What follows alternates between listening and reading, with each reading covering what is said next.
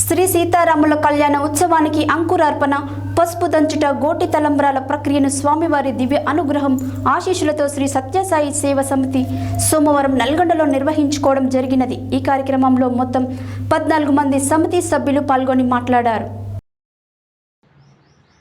శ్రీ సీతారాముల కళ్యాణ ఉత్సవానికి అంకురార్పణ, పసుపు దంచుట, గోటి తలంబ్రాల ప్రక్రియను స్వామివారి దివ్య అనుగ్రహ ఆశీస్సులతో శ్రీ సత్యసాయి సేవ సమితి సోమవారం నల్గొండలో నిర్వహించుకోవడం జరిగినది. ఈ కార్యక్రమంలో మొత్తం 14 మంది సమితి సభ్యులు పాల్గొనడం జరిగింది.